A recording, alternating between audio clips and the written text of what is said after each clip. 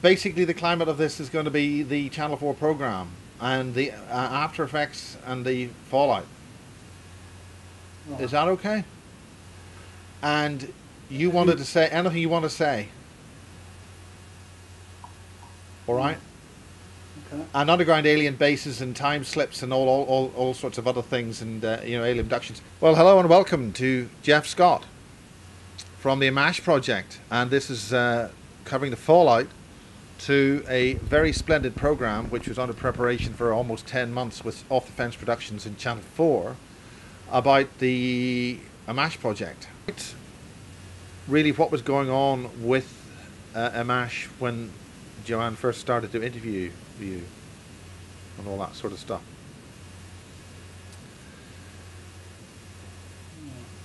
Can you recall what you've been telling me on the phone?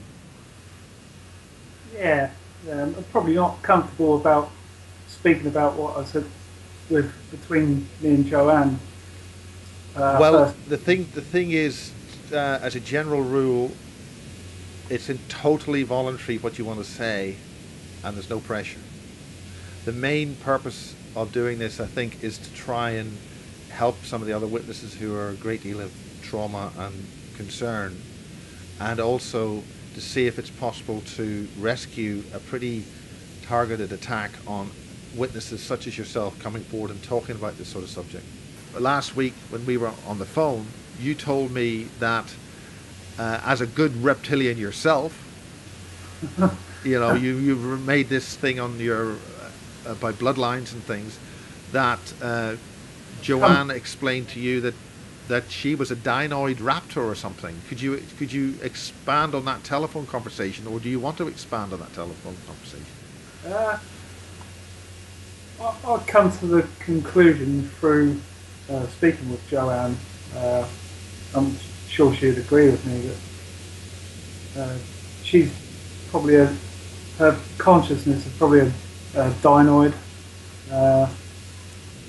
As far as I know, they're quite a peaceable. There's probably a multitude of races that could be classed as dinoid, but I would say they're peaceable, and I wouldn't say they're negative in any way. Well, I have to say that you find Joanne a really lovely, fantastic woman. Now, we've had many disagreements and we've had a good few rows in this place. But make no mistake about that, I'm not going to deny that. In fact, it wouldn't be the first time during recordings of certain of the updates that there would be creative differences between the anchors, shall we say. But the point is, though all these sorts of frustrations are perfectly normal, and people get this or that or disagreements or whatever, and it's not an unknown thing to happen. From my perspective, you're quite a perceptive, intuitive fellow, Miles. As I understand, you used to have red hair at one stage, which... Yeah, I used to have red hair. Well, let's put it this way. This microphone is red. You'll notice that there seems to be a colour difference between this microphone and my hair. I actually prefer to call it strawberry blonde. That covers the grey a bit better. As far as I can, from the research I've done, the red hair trait, genetic red hair trait in humans, comes from Martian DNA. Some of the beings that were alleged to have lived on Mars, had the good red hair, and I think you're a perceptive fellow, and I don't see that you would have hooked up with Joanne if she was a negative person. I think subconsciously you know pretty much what's going on. I love Joanne very much. I think she's absolutely beautiful, and to be honest, on the last time that she was here, I've never seen her look more beautiful. It's just fantastic. And I mean, I think that's evident in the recording. I can't see that you've hooked up in this partnership for AMMACH with anyone that was negative, so I really don't see that you should be thinking in that direction. Yeah, I'm primarily concerned with why this has turned out so badly, and the idea is that the program, which I never saw until I went out. What I like to do is talk about the kind of perceptions you just been talking about different races and Mars and stuff like that. I think that's a very wonderful thing. But initially, I just want to clear this whole thing up about really what this all means in terms of people being called a reptilian. What you said in your presentation at the second AMMACH conference, which was at the Masonic Hall in Nottingham, was very, very similar to what James Casbolt has been talking about in Basis 23 in terms of uniting the two reptoid type bloodlines. One of the main things was about the Thor-based Germanic bloodline, the reptilian bloodline, which I think you has said in your presentation are connected to, and the shape-shifting reptilian bloodline of the so-called Judaic, the Jewish bloodline, and uniting those two into a new family or a new bloodline. Father spoke fluent German. He was close to the ruling regime in this country, the Queen, as you know, as I've mentioned. I used to clash with my father, and I'm not sure why I ended up incarnating as his son, but I like to help people.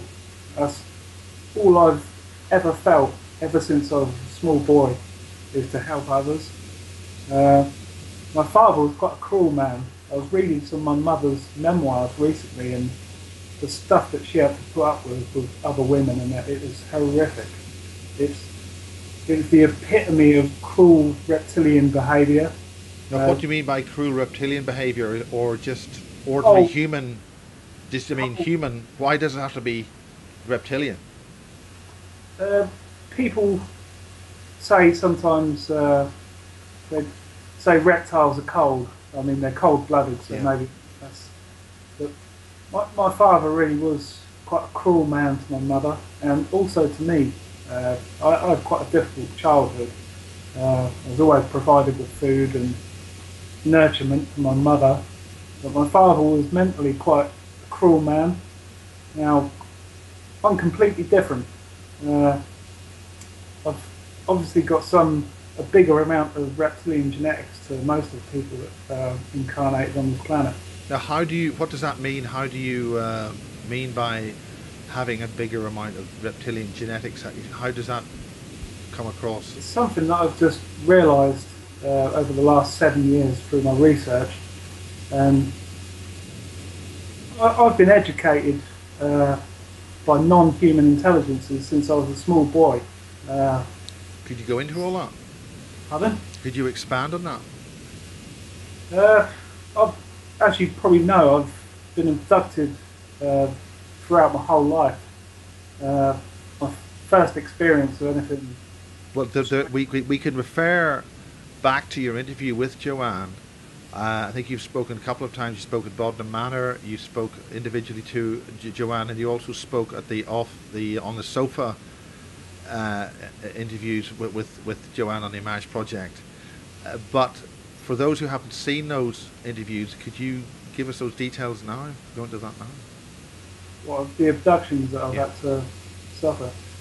The first time I knew of something wrong was when I saw something at the top of my stairs in the house when I was 4 years old. My mother used to tinker with the Ouija board, and she used to involve me in it. She was fascinated by the paranormal, witches, all kinds of things, occult.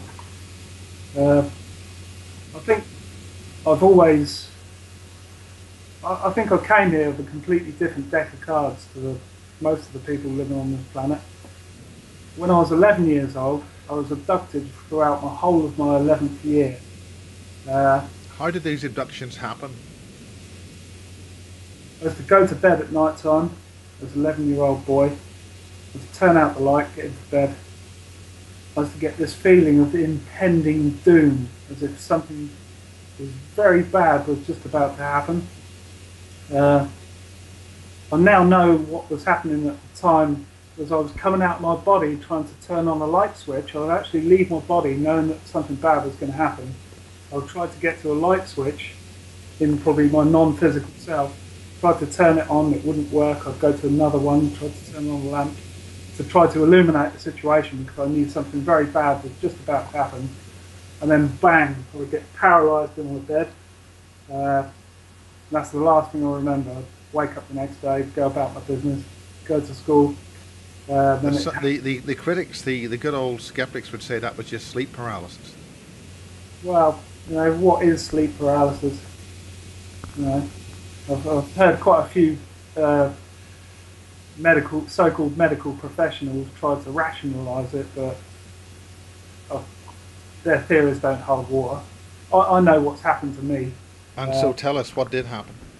This used to happen night after night after night, constantly throughout the whole of my 11th year. 30 years down the line, in 2011, I started to get flashbacks at 3 o'clock in the morning. I'd wake up and get flashbacks of things that would happen in my bedroom, which I knew nothing about at the time. Seeing small beings around me, having hands extended to me while I'm flat out, paralysed, laying down, having sort of face-to-face interactions where I tried to hit one of them with a metal tea tray once. Now, who is them? It was about 2.5, 3 foot tall, grey type being. Can you describe that? I mean, there's lots of different types of greys, and if you have any drawings of that, could you email that? I could do some drawings. Yeah, I never have throughout my whole life. Yeah. Just, I've only really found this out in the last 2 years, like since 2011. And how did you find it out? Pardon? How did you find it out? Did you just start remembering? Yeah, in 2011, the winter of 2011, I started to have nightmares constantly, once, maybe twice a week. I'd sit up at 3 a.m. in the morning, call out so loud that I was worried about the upstairs neighbours thinking I was a complete lunatic. And then I'd get these images of things happening in my bedroom when I was 11 years old. There's about 4 vivid recollections of being surrounded by various beings in the bedroom. Yeah, really traumatic. And the beings were all the same type? Were they all greys? No.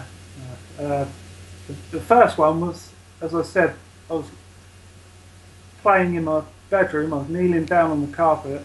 All of a sudden there's this thing, it was probably as high as I was kneeling down, 2.5, 3 foot tall. I've grabbed this heavy metal tea tray that my father got from somewhere around the world with mosaic tiling. I've gone to clad it over the head with it.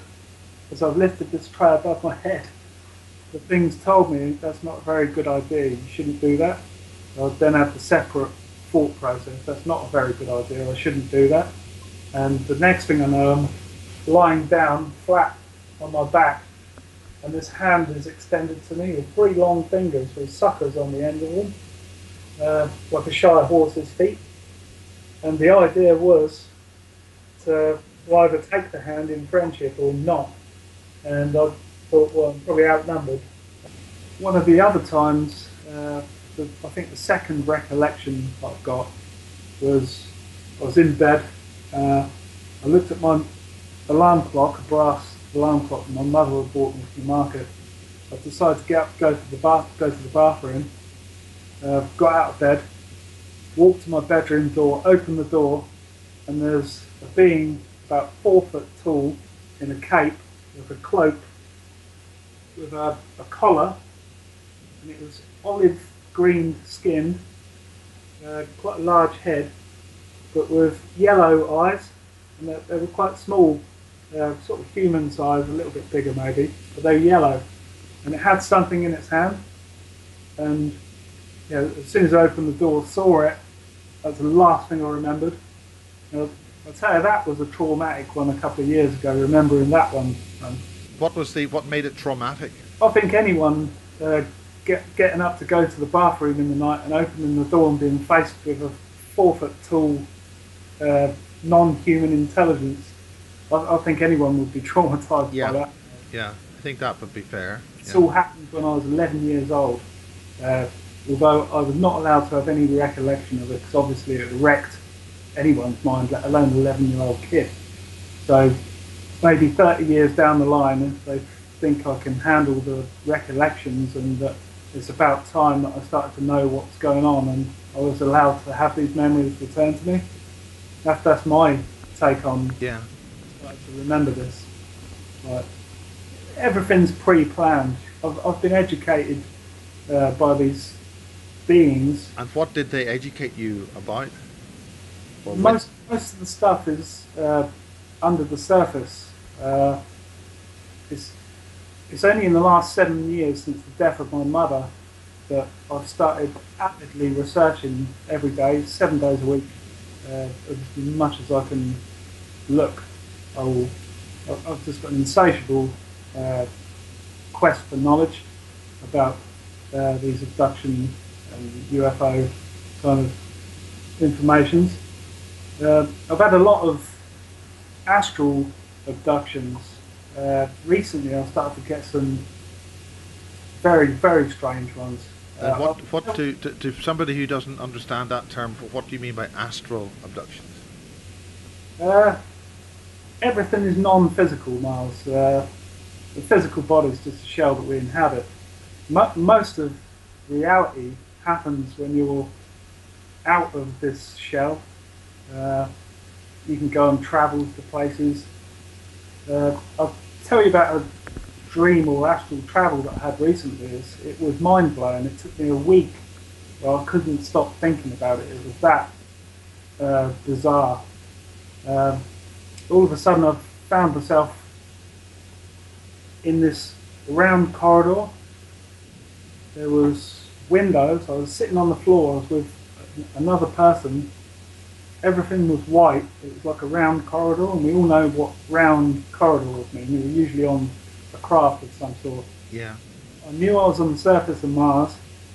I had this feeling of being there, not by my own choosing. It was against my will.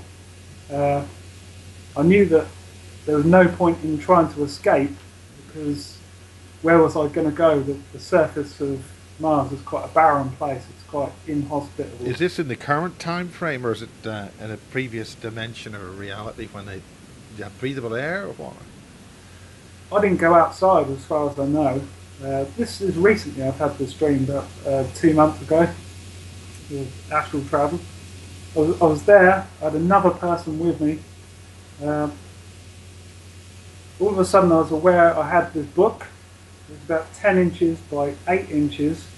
It was about 1 3/4 thick. What type of book was it? Was it a big paper book or like a? It's like an oldie worldy kind of leather-bound book. Quite an old book. I thought, my God, what's in this? I decided to open it. It was like a lucid dream, where you think, can I do that in a dream? And then you try it and you think, oh my word, I can actually do this. And then Yeah, I think it's important that when you're astral traveling, you do have physical action over things. Well, I decided to open this book. I opened it. The first page that I looked at, it wasn't the first page of the book. I just opened it in the middle. The first image was the surface of Mars. It was hot, dusty, the sun was shining. There was thousands of these beings or inhabitants of Mars, and they were all dressed up in ceremonial costumes. It was a lot of terracotta and like a sky blue colour. All these costumes, they had big ceremonial staffs. Yeah, I think it's important to note that it's been described by many people that the true nature of the Martian sky is in fact blue. Oh yeah. I found that out a few years ago just by detective work and some helpful people making some quite decent bits of Sherlock Holmes work. Well, do tell us more about all that stuff. That's what we want to hear. There was a race of beings. They were obviously celebrating something.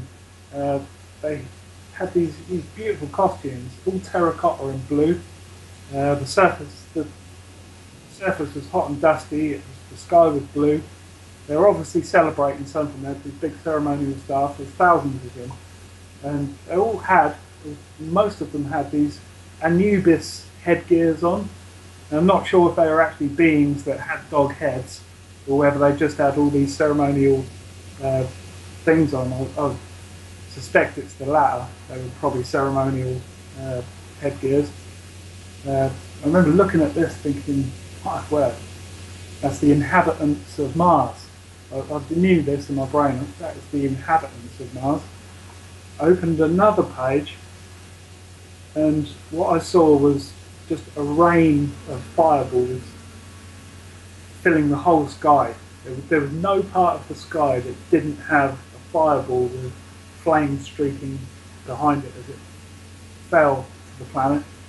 And then I remember thinking, this book is valuable, I need to hide it.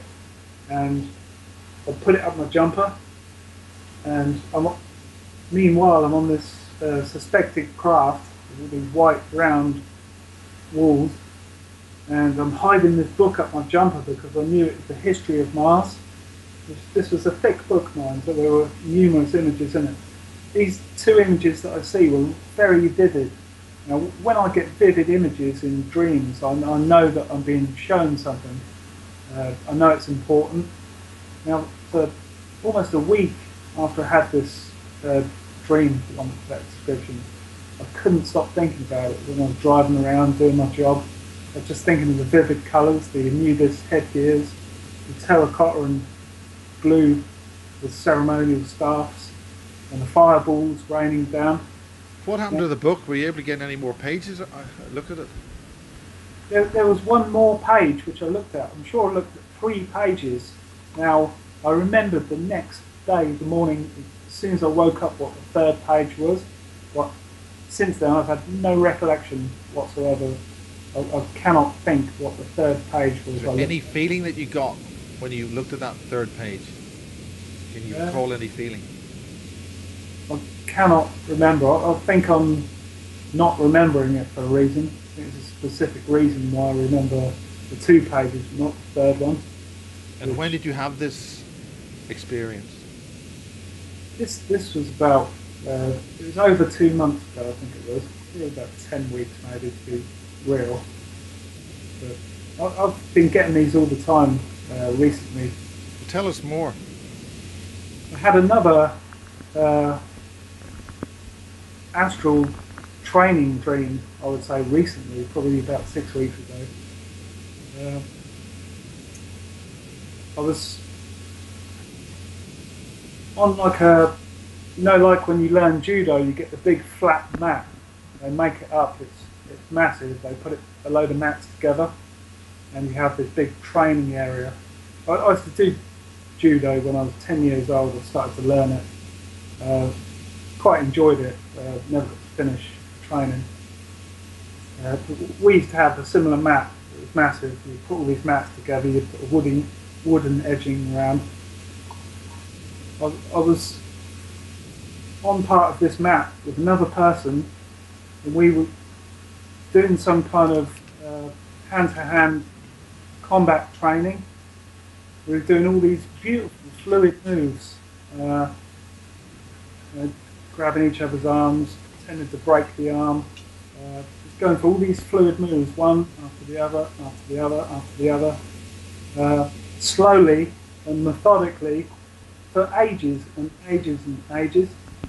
And then a woman come along. I'd like to think she had some kind of clipboard with her, but she was kind of like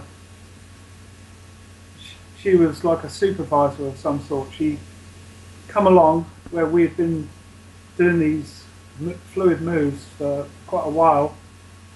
She come along and she said to me, "Can't you do it any faster?" And I remonstrated with her, saying, we're not trying to kill each other, we're just practicing. And so when it comes to the real thing, don't worry, it will be fast. Yeah, she was quite abrasive towards me, asking me why I couldn't be doing it faster, and I couldn't see the point. We were practicing, not in a proper fight, sort of thing. Well, maybe she saw some talent in you that she expected you to do something more. I can't understand what her reasoning was. She was just obviously just psyched up and just wanted to see more destruction or whatever. But yeah, we weren't there to destroy each other. We was there just to practice doing whatever we were doing. Another one I've had recently was, I'd call it another training dream. I was in what I would probably think was a craft. There was a spiral staircase, everything was light and white. There was a being on the staircase. And what sort of being? I would say it was about 7 foot tall. I get the feeling it was a reptilian. It was semi-transparent. Everything was bright and white. I was with another 2 people. I think 2 people.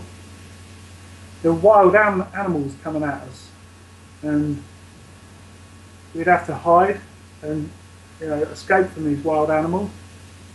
The idea was to think that they were just an illusion. We've been told they're not real. They're not real. You don't have to run. You don't have to escape. Just think that they're not there. Now, were they terrestrial? Were they normal wild animals? That they were like tigers. Right. There was like a tiger. I'm sure it was like a tigery sort of. Just proper lions and tigers, like probably the most scary animals you could get. Now, I didn't get it as fast as the person with me did, but the person with me just thought that they're not there, they're just an illusion, and it fizzled out. It just fizzled out. And then, so because he said they weren't there, the whole illusion went. We were being told that these wild animals, they're not really there. You use your mind to imagine that they're not there, and they won't be. And this was what I felt this reptilian being was training us to do, was to just realise that it's not really there, it's just an illusion, think it's an illusion, and it will be. And the person with me, one of the people with me, got it first. He thought, right, they're not there, and these things fizzled out. And I thought, that's how you do it. Ah, and I got it. I wasn't the first one to get it. I was shown how to do it. Do you think this kind of thing would help people who are traumatized after this Channel 4 program, who are annoyed and fed up with things? What's that? Do you think this kind of solving the problem would help people who've been traumatized to this program? The way that their whole lives have been, ruined or whatever. Do you think they could use the same kind of technique? I wouldn't make that connection. No, okay, fine. No, I would say it's more like training us that everything around us is an illusion. Just if you want to think it's not there, it doesn't have to be. All you got to do is use your mind. Yeah, I mean, some scientists are now saying we're living in a holographic universe. Exactly. Yeah. I went out with a girl, quite a switched-on girl. She, a while ago, from Winchester. She was in the depths of despair, considering suicide, even though she had 4 sons. Through relationships and that, she was quite an unhappy girl. When we got together, we was together for a year and a half. She was having extremely traumatic abduction experiences, so much so that when she spoke to me in her waking life, tried to tell me what had happened, she burst out in tears. And yeah, they were quite traumatic, whatever had happened to her. We went through a learning process together of how to manifest things, and she was good at it. She was very good at it. Even though I was showing all these videos and cluing her up, showing her books, she got it better than what I did. She needed £150. She'd just think that she already had that £150, and all of a sudden their granny would phone her up and say, "Oh, it was £150 for you. You just pay the bills in time." She did that all the time. We've come to the conclusion between us that everything is you can manifest whatever you need from sport forms. You But just have to know how to do it. but why was she so miserable if she could? Was she not able to manifest satisfaction with her life? Or That was before she met me, before she learnt a lot of these things.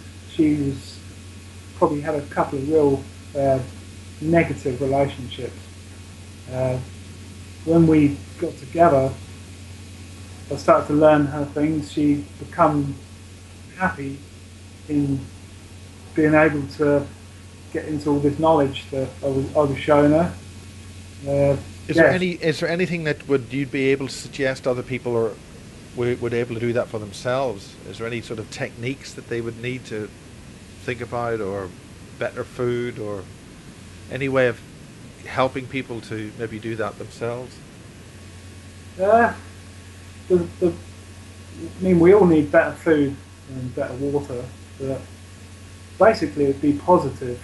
Uh, in any situation in your life, try to find a positive. Don't dwell on negatives, because you'll start to enroll yourself in negative things. That's what I found over the last few years. Just try to be as positive as you can, and things will uh, start to manifest for the better in your life. I know this works because I've tried it for myself, and it's quite shocking places. This is fascinating. It's something we learnt together over the period of a year and a half, and there were some real fantastic things happened to us, being able to manifest things that were just needed at that time. Yeah, some of the precognitive dreams and stuff I've had were really quite shocking. What's the best way of bringing that positivity forward? Got to always think of it will work 100% of the time. You've just got to try to get the best out of the situation, any situation. It could be a terrible situation at work or in your personal relationships, but just try to always get a positive from anything, and then you will find that it's difficult, surrounded by idiots sometimes, like in our lives. It is extremely difficult. I have problems myself. I have to keep kicking myself and say, right, just get back on track, man. And you can do it, but it's hard. I think there was a particular film that said always look on the bright side of life. Yeah. Never has a truer word been spoken. I was in a forest, the redwood forest in America, California or wherever it is, the giant sequoias. I was in a forest. We were about 3 or 4 people. We had a shoulder-fired rocket launcher.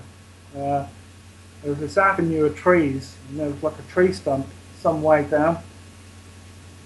This thing was put in my hands, and I was told how to do it. And I remember firing this rocket and seeing this thing go down this avenue of trees and hitting this tree stump. It was right down the end. It's got long arms. These astral experiences are coming thick and fast. This year has been ridiculous, and the amount of bizarre dreams I've had, and I can't say they're just dreams. It's speeding up. It's speeding up. Things. I've given up telling people about my dreams, because it's only people like yourself I could probably speak to. Yeah, well, we want to hear all about these, and we're beginning to get close to the end of the first section. I mean, this is fascinating, and it's a positive thing, and I'd like to try and concentrate on the positive aspects of what this all means and how it can affect other people. I know things will be okay in the end. There was something I thought about this transhumanist agenda that's being pushed forward. Yeah, it's a fear. It's like a fear agenda. Yeah, It's not going to succeed. From my experience over the last few years, what I've started to live and realise is that the technology of the future is that of the mind. Thinking positives will give you positives. that really, really is what is going to be the future. It's not having implants in your eyeballs and God knows what else and cybernetic arms. That's rubbish. Well, That yeah, is, I totally concur, but there is this bunch of, I call them flat Earth science, flat Earthers. You know, they have a consciousness as stupid and out of place and out of date as as people who still believe we live on a flat Earth. The thing is, they've got an awful lot of pull and a lot of political power by letting people know that these people actually are thinking like this. I think it's very important that the sort of things that you're just talking about, more people should be encouraged to think like what you're just saying. yeah, exactly, exactly. But they can't win, these negative people. Creation isn't negative, so they can only lose. They will lose at the end of the day. Everything is made with love, and creation is love, and yeah, the negativity will fail. Yeah, this is what I was, I think, referring to about love, the love emotion in the full sense of the words. Yeah, You know, as yeah. the Beatles said, all you need is love. That's another thing that I've realised. If you just try to help people, if you live with love, love animals, birds, cats, dogs, God knows what else, you will find your way, and it will be a positive way, and nothing can touch you. Yeah, it's the thought. It's the thought that counts. Thought is the index.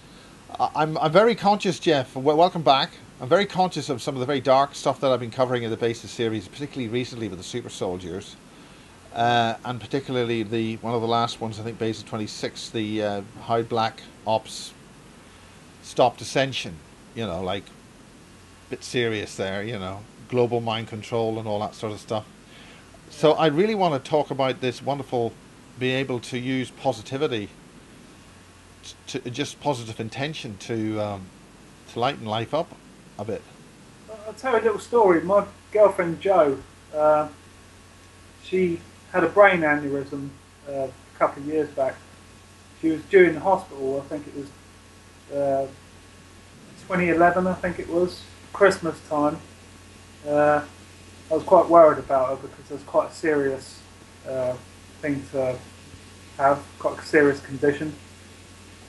For about a week before she went to have this operation at the John Radcliffe Hospital, I did what's called a light vortex meditation, which is basically you close your eyes and just imagine what you want to imagine. In this case, I imagined her, I think the image had come off the internet I'd see, I used that image, was her sat with her legs crossed. In the background there were stars and just space. It could have even been a planet somewhere in there. But you imagine the person sitting there, and then you imagine a vortex of light spiralling down and coming down into the top of their head. In this case, the only vortex I could imagine was a twin, like a twin helix one. I'm not sure why it was. That's what's called a bifilar spiral, a Tesla spiral. Right. Yeah, I couldn't for the life of me just get it to be one piece of light spiraling down into her. It come out as two streams of light spiraling down. I did this for about sometimes 10 seconds every 4 or 5 hours during the working day. You know, when I had a spare 30 seconds, I'd just close my eyes and imagine her sat there cross-legged in space with this spiral of light coming down into her, and at the same time try to imagine like a ball of light growing bigger around her. This technique was taught to me by a real nice man. He's a German. His YouTube channel is 777 Elijah. It's spelled ALJAE, silent J in it. Silent, something. But he claims to be a Pleiadian incarnated on this planet to help heal the planet and get people to think along the same lines as he is. And he's made 20 videos, and everything the man says I agree with. All his... Now, why do you agree with him? Have you got foreknowledge of this? Have you had I've got it inside of me. It's just, Is this part of uh, your abductions that you had earlier? yeah, I think it is. Yeah, love is the key to everything, as we were just saying. Uh, yeah, I didn't mention abduction I had when I was 26, uh, when it was extremely traumatic at the time. I remembered it instantly. I was in bed with a woman in High Wycombe. All of a sudden, I'm paralysed on the bed, and I'm sort of frozen. There's this big beam coming down through the ceiling, like it was about 10 inches wide, yellow, and there were all bubbles in it, like in a pint of cider, the gas bubbles in a pint of cider going up towards the ceiling. And this thing was scanning my foot and moving slowly up my leg. I was trying to scream, but being paralysed wasn't doing a very good job of it. All of a sudden, there's two screens in front of my eyes. One of them had a spinning cylinder with blue, like a Red Bull can. Half of it had quarters were blue and silver, and it was spinning around. Now this was in my mind from seeing a UFO video about 3 weeks before. I think it's in Florida somewhere. Someone videoed a revolving cylinder above the sea, about 100 foot off the sea, and he got about 30 seconds of footage before his battery ran out. But this thing was incredible, and I was so taken by it. I thought, my God, that is a serious bit of kit, whatever that is. Definitely an extraterrestrial craft. Now, I remembered it. It wasn't quite accurate how I remembered it from this program. I remembered it as thinking it was like a Red Bull can with a quarter blue and a quarter silver. So during this abduction, I saw this revolving cylinder, and it wasn't how I'd seen it on the program 3 weeks earlier. It was how I thought it was. So they'd obviously scanned my mind for what I thought was the most bona fide looking UFO type probe, and they'd used that in the image they were showing me on the screen in front of my face. And on the other screen there was a revolving, looked like a piece of brown clay, flat, and I was trying to work out what it was. While I was trying to scream, looking at this screen, I was thinking, what is that thing revolving? Like, I looked at the cylinder, thought that's what I thought was a UFO. And then this brown thing, I suddenly realised it was the sole of my foot in a 3D representation spinning on this other screen. There are two screens. There are all kinds of like gauges and markers, like in the medical lab on Star Trek, the old Star Trek. Yeah. They had the screens above the bed when people were poorly and all that. It reminded me of that. Now, I was still trying to scream, and I was allowed to move my hands, which I think was to stop me from having a heart attack. Like, I was allowed to think I had some control over the situation. And I tried to scratch the screens out of my face, and they went away. And as soon as I stopped frantically scratching at them, they'd gone, and I calmed down for sort of like a millisecond. They blinked back on, and then I suffered a false awakening, thinking I'd woke up, stumbled across the bedroom, smacked my head on the door, went downstairs. The woman that I was seeing at the time was down there with a friend of hers, another woman. They're on the sofa. I burst in the front room and said, "Oh, you never guess what just happened to me in bed." Like, I was just about to tell them what had happened, and I heard her daughter, which was in bed upstairs, Leah, screaming, "Ah, get it off me, get it off me." And then I actually woke up properly, and I'm laying in bed, my heart's doing 180. I woke up the woman that I was with and told her about what had just happened to me, and my heart was going for about half an hour afterwards. And for 6 months I looked over my shoulder after that. That disturbed me proper. But the next day I felt as if I'd had an overnight education. Because I think I told you before, I used to despise creepy crawlies and all that. So you usually despise what? Creepy crawlies. Creepy crawlies. spiders, bugs, God knows what else. I'd have killed anything on sight. But from that moment onwards, I saw them as like we're all one. And That's interesting because some of the other people who've been abducted, particularly at bases and things, had a terror of spiders. And was it spiders or any particular? not particularly anything. It was everything. You're a grown man. You should be scared of little creepy things like that. Well, you know, probably been traumatised as a kid. Things thrown on me, spiders and that. But no, from that moment onwards, my life was completely different. From Yeah. experience onwards, I saw whatever was taught to me that night made me realise what the real situation And is. what was the crucial thing about that? What was the thing which was something which you really? What was the thing which clicked it? What was the thing which made it work for you? Can you remember that? Uh, what was ever was taught to me during that abduction just completely opened my eyes to the whole of everything.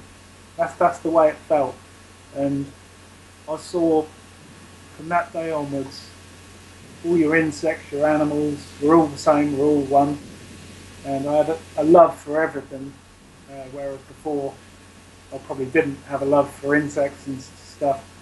But from that moment onwards, I'd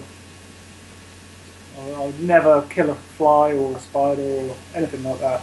It was like I was educated as to what the real crack was, and from that moment onwards, I was a changed man. So this has had a very empathic and positive effect on you. Just extremely positive abduction, even though it was damn frightening at the time. It does. But what was the bit that specifically frightened you? Uh, Being gripped up in your bed at sort of 2 o'clock in the morning, I think that's the bit that got to me, right?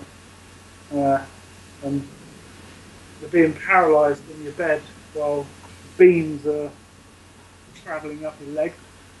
Yeah, that was quite difficult to come to terms with. You know, it took me 6 months to sort of stop being so disturbed by that. So where do you feel that these things are leading? And while you do that, I'm going to get a cup of coffee. I forgot. I'll just finish what I was saying about Joe in hospital. I was doing these light vortex meditations to try to, in a vain attempt to give her a bit of energy so that she might survive this operation. This particular operation. Yeah. She could possibly. If you just hold it a second, this damn kettle is boiling. It's affecting the audio. Hold on. I've forgotten to get my coffee. Sorry, just 1 sec.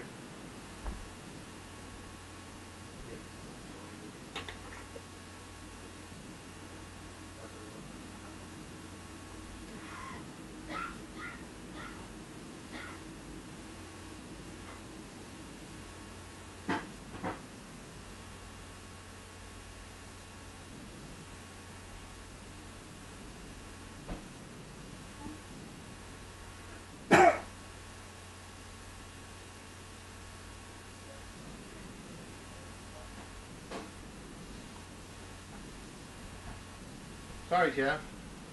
I was so busy putting labels on my tapes, I didn't get the damn cup of coffee. Yeah, when it come for Jo to go and have her operation, I gave her a large piece of quartz crystal. And I'd been doing these light vortex meditations prior for about a week or so. And I was quite worried about it, to be quite honest. She's got 2 daughters and they wouldn't fare well if they lost their mother. And Jo was told by doctors there's a possibility she could go completely blind, even though she's partially sighted at the moment, or she could be paralysed and she'd never walk again if they touched the wrong bit of the brain. Now, she went and had the operation. The same day that she had it, she was ready to be taken home that evening. Wow. She said, I think you better come up and get your crystal. She said, it's made my hair go funny. And I said, what do you mean? She said, well, it's gone a bit staticky. I went up to the hospital to pick her up, and she was sat there. Her daughter was in the room.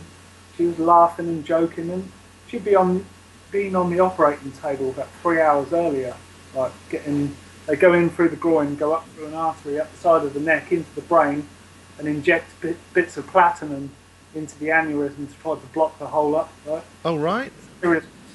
Serious procedure. Wow. She was full of beans. Full of beans. I've never seen her as healthy, and all her hair was levitating. All the outside hair, she's got quite long hair. It was all just floating up level with her ears. I looked at her. Oh, my God! I better take that crystal back. Yeah, she was discharged. I took her home. She was fighting fit. Like, a world of jokes she was. I looked in my crystal book to see what quartz actually does. I just knew it was quite an energetic stone. Obviously it gets used in a lot of technology. But one thing it says, it dispels static electricity from the body. And it doubles your bioelectric field. So it'd obviously give her a bit of oomph in her aura and give us sort of the energy to get through this operation. That's what I like to think. That, along with the light vortex meditation, all the things we can think of with our mind can actually take form in 3D life. So, yeah, if you think of positive things, then that's the way forward. Yes. I think this is very important because I think a lot of people are being manipulated into thinking negative things. Exactly. And then the negative things manifest, and then they get all depressed because, oh yeah, so on. Television has a lot to do with it. That's one of the most insidious forms of programming, I think, on the face of the earth. I think I personally stopped watching BBC a lot when Angels was on, which was the forerunner to EastEnders. It was a nursing thing, and all you heard on it was people screaming and yelling at each other. Yeah, that's just instilling in people fear. When we're in fear, we can't create, and the rest is history. So keeping people in fear. You mentioned the program. Just to get back briefly about this damn TV program. What do you think of the program, both yourself and other people, and how do we walk on forward from here? How do we get? One of the biggest single effects this has had amongst the UFO community is that people who've had experiences are simply not going to be heard. It seems that unless they come up with a nuts and bolts physical bit of proof about their situation, the UFO community in the UK simply just forget it. Well, I wouldn't dwell on it too much. That Channel 4 program, I've actually forgotten about it. I wouldn't dwell on it at all. I would just think about onwards and upwards. Yeah, the now moment, onwards and upwards, to infinity and beyond. The next positive moves that we can possibly make, and just not think about it anymore. Yeah. As a friend of mine used to say, it's all in the past. Yeah. Yeah, and it's never a true word spoken. Yeah. Yeah. Well, this is absolutely wonderful. This is a very great inspiration to people. I think this is very wonderful of what you're coming forward with. I gave up watching television about 5 years ago, and it's the best thing I ever did. It really is a grotesque way into people's minds. Yeah. The way of programming people's minds. It's occasionally when I go to someone's house and I see a minute or two of television, I shake my head and, my God, what chance have people got in having this stuff forced down their throats? This negative, fear-based stuff. Yeah, there's the way the news is run now. The news itself is almost like essentially a soap opera. You have the characters in the soap opera who have their regular parts and they appear, And the news is actually run on a similar scale or similar way of you obviously have the anchor person standing there doing the reporting, and then you have all these other characters which are brought in who play these regular parts, and of course you've got the recurring theme of the Middle East or whatever.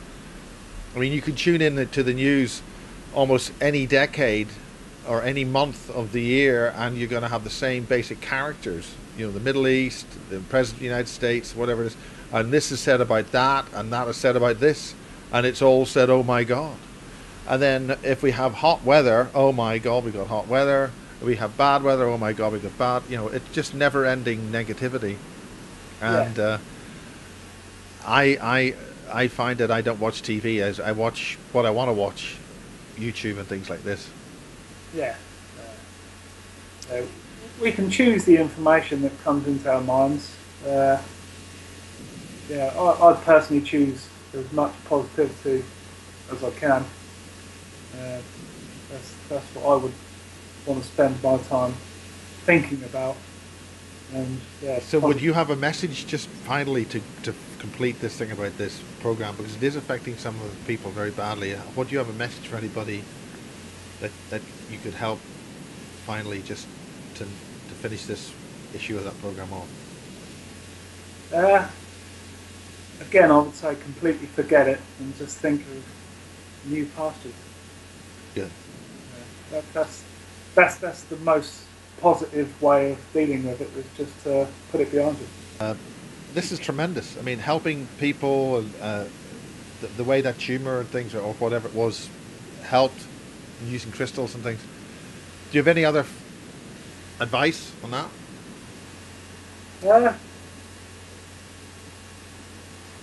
Whatever we think is really happening, even if it's in the non-physical realm, the etheric realm. So yeah, just think positive things for your loved ones and families around you, and just concentrate on the goodness that you can do for others, and everything else will fall into place. That's truly what I've tried to base my life on, and I found it works. So this is the result of all your so-called abductions, and they're really educational things which have taught you new things in life. That's really what they are.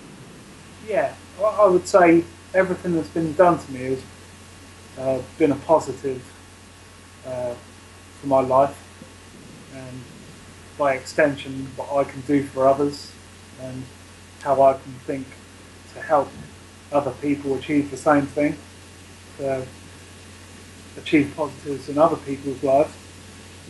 And how would you, if somebody else was having experiences like that, how do you feel that they should, what do you think they should do?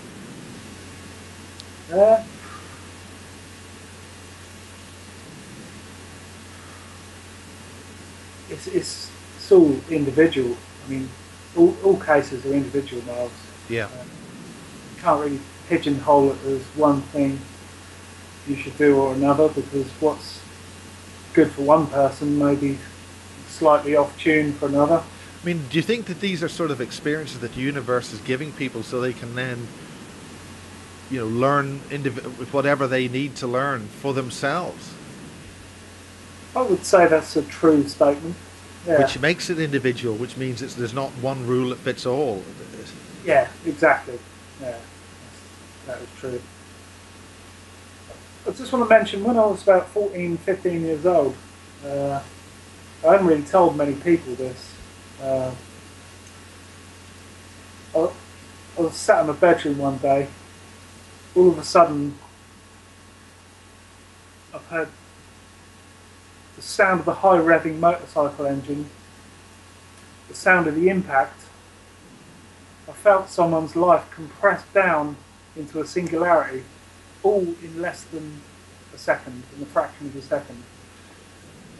That happened to be twice around the same years of my life. I was about 14, 15.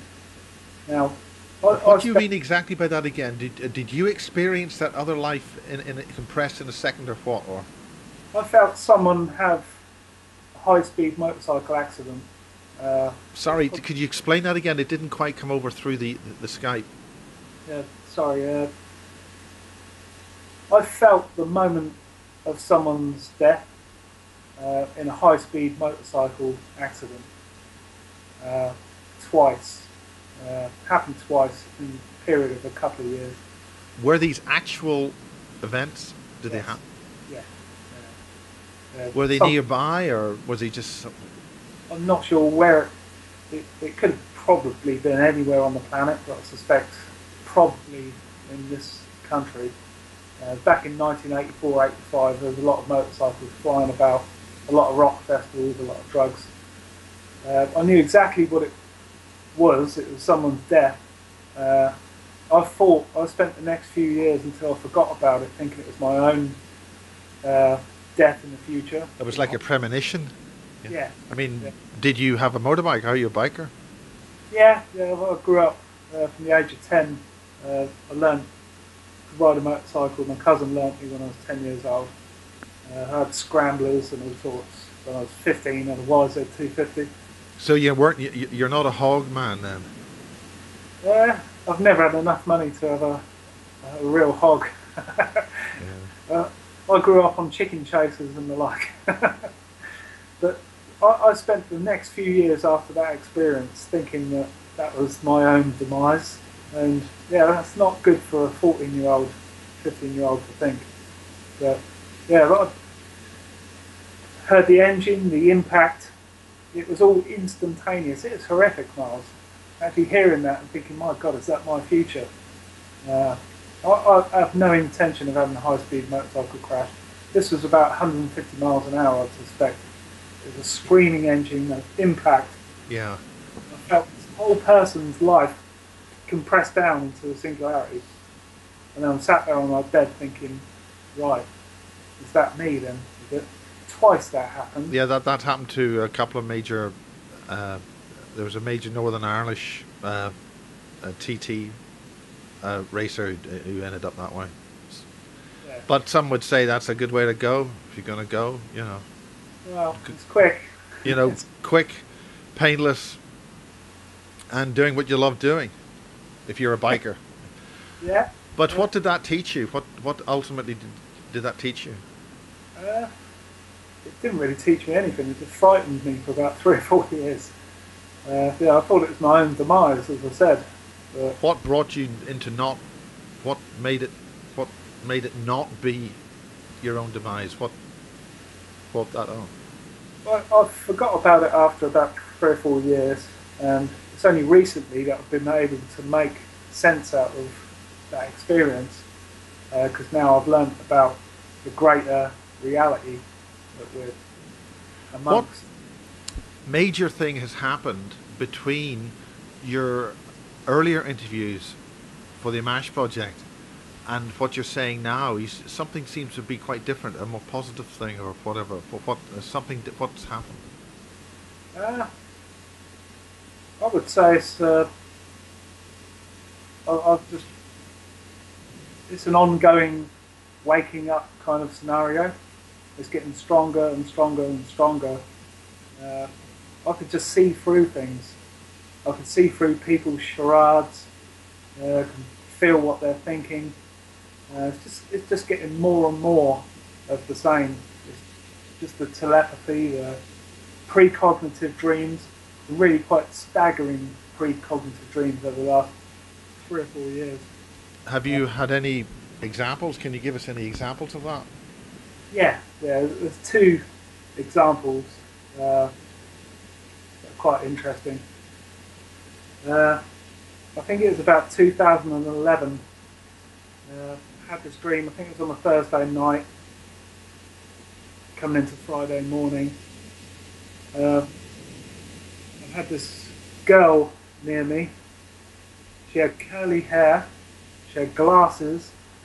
She had a lacy dress. Several lacy dresses. I've had my arms around her. I've kissed her neck. Yeah, it was quite a vivid dream. She was specifically curly-haired girl, glasses, had a lacy dress. Now, I went to my mate Alan's house, which is another guy that I've talked to about similar things that we discussed. I went there after working Friday daytime. I went to his house early Friday evening, spoke to him and his wife. I said, "You never guess what this strange dream I had last night." And I mentioned it. I said, "I met this girl, she had curly hair, she had glasses, she had a lacing dress, I kissed her neck." Now, I said, "Right, see you later, I'm going down the club." I've gone into town, gone to my favourite bar, gone in there, my friends are playing music. I see this girl in there, about 9 o'clock at night. She matched the description of what I'd see in my dream, exactly. She had curly hair, she had glasses, she had several dresses on, lacy dresses. We were dancing to music. She was quite drunk. I was sort of caught up quite quickly. I'm shocked, totally shocked. Yeah. Yeah. I've had my arms around her from behind, we're dancing away. I see an opportunity to kiss her neck. I see her bare neck. I thought, hold on, my dream.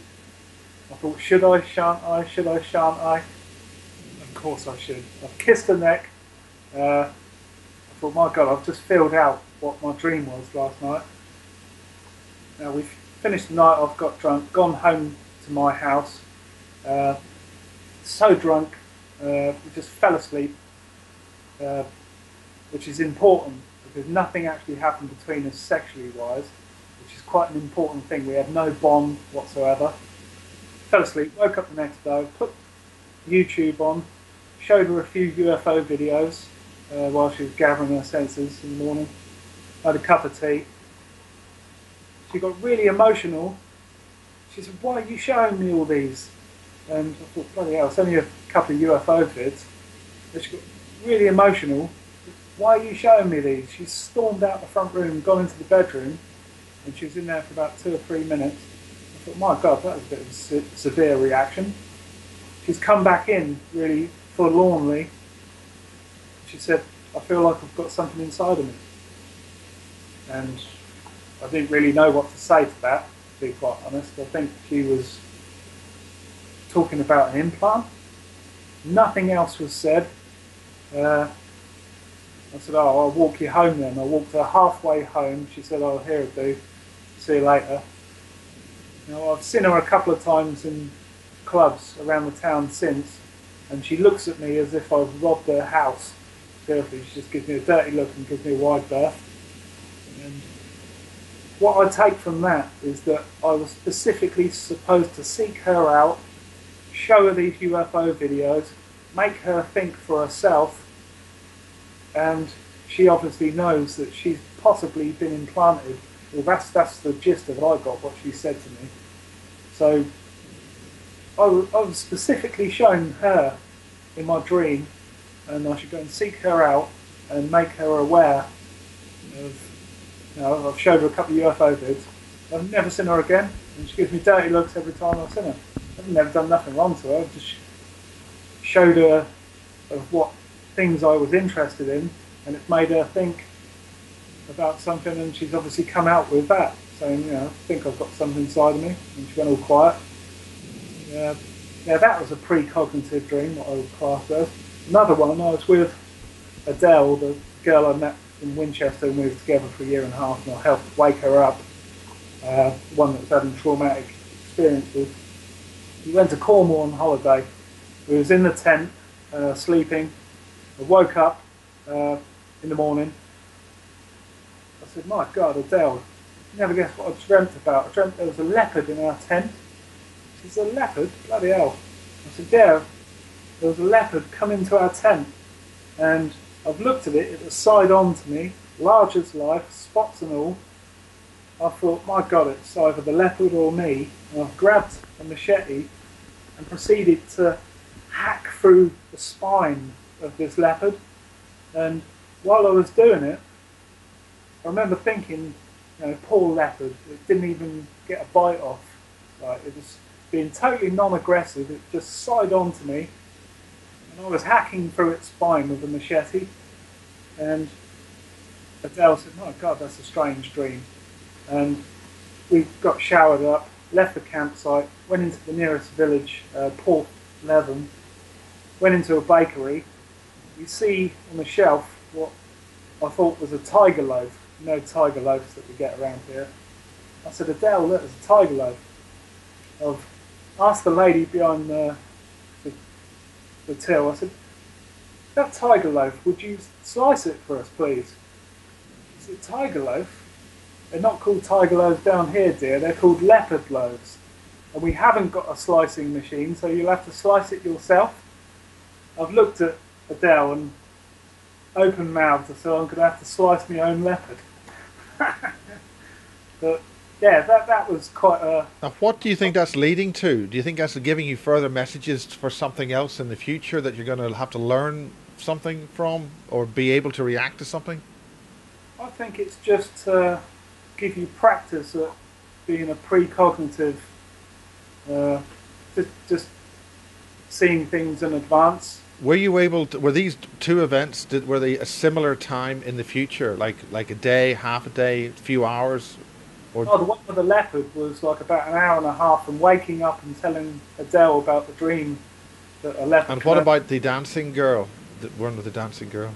That was on the Thursday night, and went to work the next day, saw my mate, told him the dream the next evening, and then met the girl an hour later. So roughly about 24 hours. Yeah, exactly. You know, maybe 20 hours or something like that. Yeah. And with any of your other precognitive dreams, has it been a similar time period? I can't remember, to be quite honest with you. But there's so many of them. I'm just swamped with dreams and situations when I go to sleep, things happening. Because we get taken out of our bodies in the non-physical, and we go off and get educated, and we go off on travel to meet people.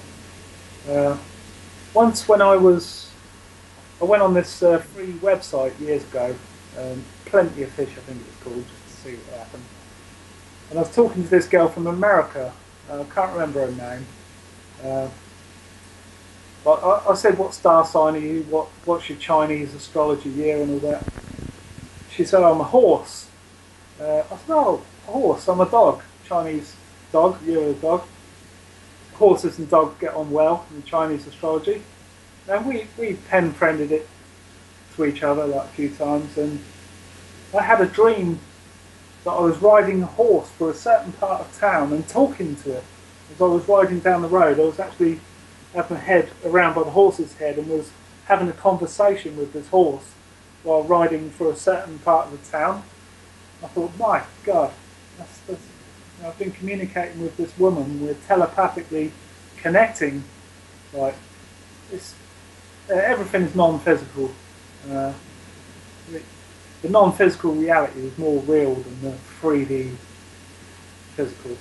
That's what I've found over my 43 years, and in the last 7 years especially, since I've started to get clued up about these things. I mean, do you think this is part of the ascension, the so-called ascension? I mean, is this really started to really switch on since December 21st? Or has it been a process? It's an ongoing process. I think it started before that date, which you mentioned, and after. It's an ongoing process of people waking up and becoming cognitive of what's actually going on around them. It's good. It's all positive. Yeah. Now you texted me just. You did say you wanted to urgently talk to me. Was there anything? Is that urgency gone or what? Or something you said? Or need to talk urgently? Or I think that was on Sunday. I think it's like a generalisation. There was things I need to speak to you about, and I think you touched on a couple of those things. Is there anything else that you want to talk about on these things? In other words, any points you want to specifically cover? There's so much of it, I wouldn't know where to start. Well, let's start at number one. I mean, what's the thing you really want to get across? What's your message you want to get through? I think the major message which I'd like to get across is, as I was just saying earlier, is positivity, positive thought. There's nothing better love. I'll tell you a little story. I was walking home from my house about a year or so ago, last summer I think it was, and there was this guy hanging off his doorstep. He said, "Oh, excuse us, mate." I thought, here we go, lend me 10 pence in it and all that. He said, "Oh, have you got any tobacco on you?" And he said, "I'm on a tag, I can't leave the house." And he sounded quite distressed. It was a sunny evening. He said, "Look, there's children playing out later than I'm allowed out." And I said, "No, mate, sorry, I don't smoke." And as I was walking away, I felt sorry for him. He was on a microwave tag. Now, I don't know whether he'd killed an old granny for a bus fare or what. Quite frankly, I didn't care. But I saw an affinity with this young man because he was microwave tagged, and I've got the same problem. Like, I'm permanently microwave tagged. He could probably take his off after 3 months. I've got to live with mine for the rest of my life unless it gets cut out. Now, I walked down the road and I thought about this. I thought, that poor man, you know, I don't care what he's done. He's obviously upset. Oh, I got home. I spoke to my neighbour next door who had some Mexican tobacco from his brother, a pensioner he was. His brother lives in Mexico. He'd come over recently. He had some Mexican rough shag tobacco. I said, "Yeah, how much do you want for one of those half-eaten pouches of Mexican shag?" He said, "Oh, £3." So I got the £3 worth of tobacco, a packet of Rizzlers. I got on my push bike and I shot back up the road within 5 minutes. And he was still hanging off the doorstep looking distressed. I said, "Yeah, mate, there you go." And even at my own expense, that cost me £3. Like, I would rather that man take on a positive that someone's actually helped him completely out of the blue. And do you know what he said to me, Miles? I'd given him the tobacco, I'd given him the Rizzlers. I said, "You've probably got a lighter, haven't you?" He said, "Yeah." He looked shocked, his mouth was open. He said, "That's the nicest thing anyone's ever done for me." And I thought, what kind of world do we live in where that is the nicest thing that anyone's ever done for and given a bag of stinking tobacco? Like, but hopefully that young man will think in the future it would have planted the seed in his head, and one day he might do something for someone else, Yeah. at his own expense, and hopefully that effect will snowball, and then everyone will run around doing nice things for each other, and then we'll be in a better world all of a sudden. Yes, that's absolutely service to others, service to. Yeah, that's the way I would. That's the world I would like to live in. Now you mentioned something about he's got a tag that'll come off, but you have got something that you need it would have to be cut out. What do you mean by that? Well, I was injected by the military during a military abduction in Manchester, which I think I've gone over in my videos. Yeah. For accidentally walking through one of these covert military sites. Yeah. Are you talking about these so-called secret bases in plain sight in Manchester? I don't know whether there's any in Manchester. I was working in Manchester when I was injected in my hotel room. That's where the military abduction took place. The secret bases are actually in this area in Berkshire and South Oxfordshire. The place is riddled with covert facilities. I mean, is that something you want to talk about? I could talk about it as much as you want until the cows come home. I mean, I think I've outlined a couple of. Yeah, the Reading ones, and I mean the military's obviously going to have its bases and it's got to keep its toys and play, do what it's going to do. But is there any reason why they'd be any different from any other secret bases? I mean, well, apart from the military having to have their bases, that's obvious. But what's the point? Is there anything you want to say about that? I wouldn't like to speculate for the actual use of some of these bases that we walk through. I intend on being on the planet for a bit longer to help a few more people. I don't intend on having any nasty accidents. Yeah, I prefer not to think about that kind of negative. I know it goes on. I know they've got their bases. They can hide in them to their heart's content. It doesn't bother me. I'm not interested. I mean, I'm really very briefly. Okay, the military's going to have their bases, but I mean, is there any? Why are they particularly different that you want to mention them? What's that, sorry?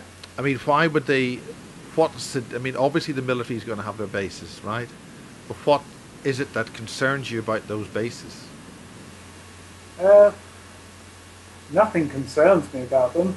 I know they're there. I know they exist, and I know that I wouldn't walk through anywhere near them again for possibility of having any more harassment other than the 13 and a half years of harassment that I've suffered. Right. Yeah, I wouldn't like to speculate on the use of these bases. Okay, right. Well, you had other things you wanted to get across briefly in our last few minutes. I think we've covered the gist of what I wanted to say. There's another thing I'd like to speak if we've got a couple of minutes. Yeah, we've just got a few minutes left as this wonderful aircraft goes over. I'm going to have to close the back door. If you want to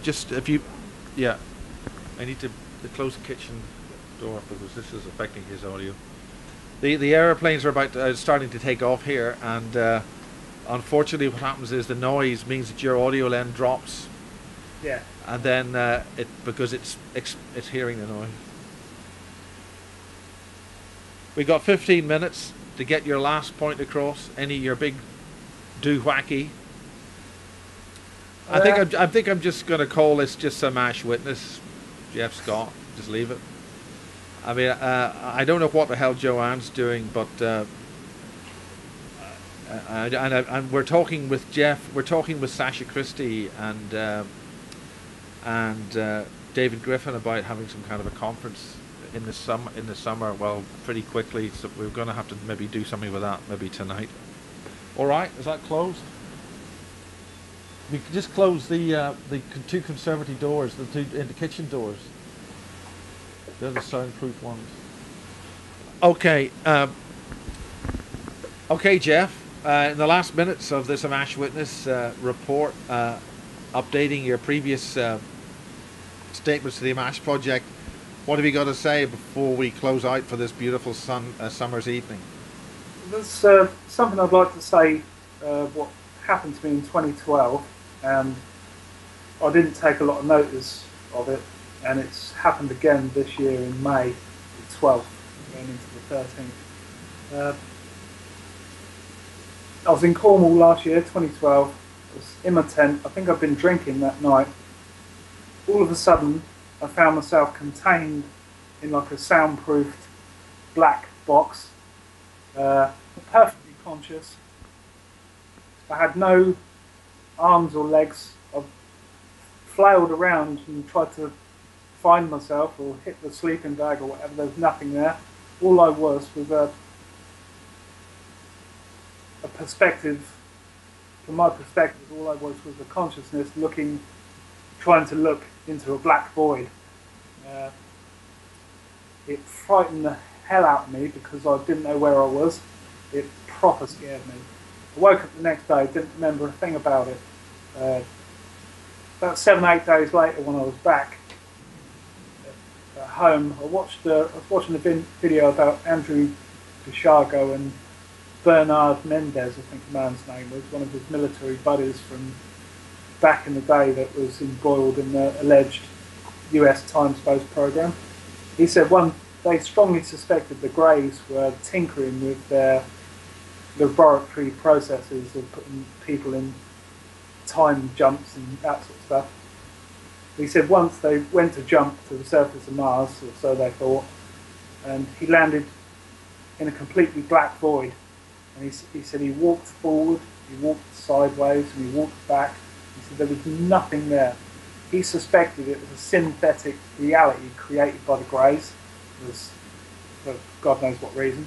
As soon as he said that, I suddenly remembered what had happened to me 7 days ago on holiday in the tent. It was like a ton of lead, a ton of bricks hitting me. I was shocked for about 3 days. I couldn't stop thinking about how I was in this completely black void in the tent. No arms or legs, from my perspective. I got over that. You see, this kind of thing has been discussed in science I was actually camped about 300 yards from the Ministry of Defence uh, base where helicopters were taken off 24 hours a day.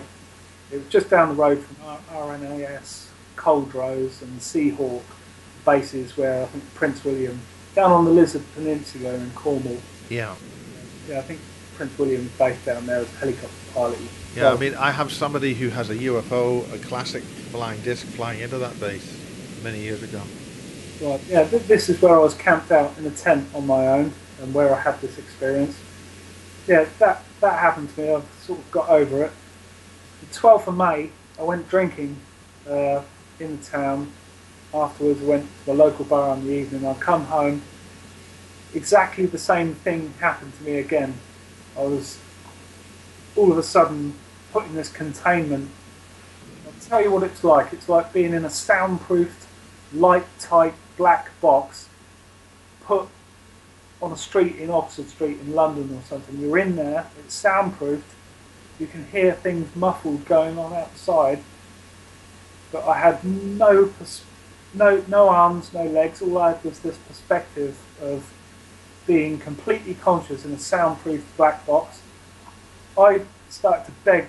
I knew what had happened. I knew I'd gone over the edge. I'd stopped breathing. I'd died. I'd come out of my body. The same thing had probably happened in Cornwall after I'd been drinking in a tent. Now, this time, I begged whoever was containing me that I just wanted to get back and see my girlfriend Jo. I thought, I can't die. I've got to go. I want to see Jo. I want to see my Jo. This is a bit like the water tanks where people were locked into in darkness, floating in water. Right, Sensory deprivation tanks. Yeah, a friend from this area, not a friend of a friend. Like, he was a local hippie lad. He went into a flotation tank in my town, did ketamine, and he just floated off out of his body and died in there. Yeah, he was gone. Like, about 3 years ago that was. What do you mean? Is this an experiment or what? No, there's a place like it's like you go into a place for a suntan and borrow a tanning bed. You can go into a place and sit in a flotation tank. The place has probably been closed down after this incident. Yeah. So that died. Yeah, he went in there off the high street, paid his £4 or whatever it is, got in the flotation tank, did his ketamine, and just floated off out of his body. What's the ketamine? Yeah. It's a drug. What type of? It's a veterinary tranquilizer. Now it's closely related to telepathine, and there's a couple of other ones. There's a bloke, Richard Allen Miller, I think. Yes. Guy from America. Do you know him? Yeah, it's a familiar name, Richard Allen. Yeah, Miller. Yeah, he knows a lot about these sort of drugs that the army used to test. The US Army used to test back in the 60s. They come from vines in South America. Yeah. Caffeine, ketamine, all that group of. I think they. Is this related to ayahuasca? Yeah, it's those sort of vine-based drugs which take you out of your body and give you experiences. They just separate. Ketamine separates it shuts down the electrical system from what I suss out in bodies of animals and humans, and then your spiritual essence can do what it wants, come out and look around. I've done it a couple of times when I used to go to raves in London. As soon as I knew what it did, I'd give it a wide berth. It's disgusting, it's horrific. But when I had this experience in May, just gone, where I'd been shut in this black box, I knew exactly what had happened. I'd come out of my body. I thought, I've gone over the edge, I've gone too far. I begged whoever it was controlling me and containing me in this soundproof box, black box, to let me back. And hey presto, I woke up Monday morning, 13th of May.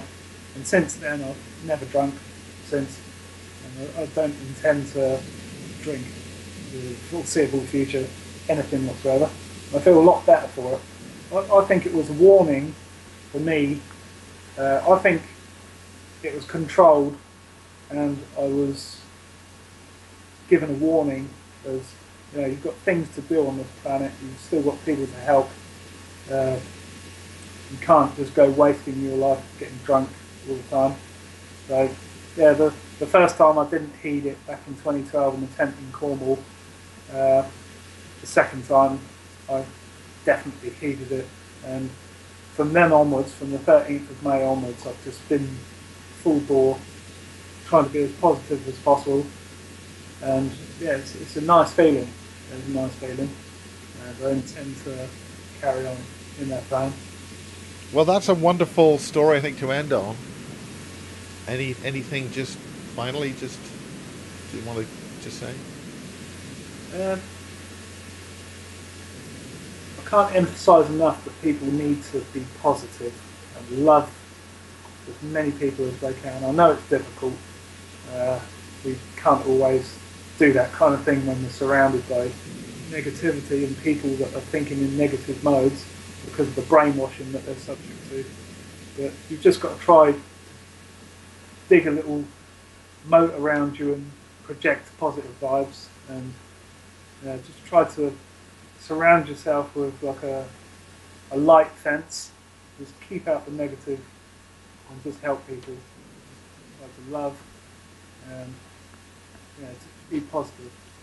Well, thank you very much, Jeff, for your update Thank you. in the AMMACH series of witnesses. It's been a bit hectic, I think, for the whole thing, but that's in the past. Let's move on. Exactly. And let's have a happy time, and not a happy, slappy, brainless time. Just bring this positivity out and make it sing. Yeah, that's what's going to get us through the next few years. It's just being positive and help each other. That's really, I can't emphasise enough.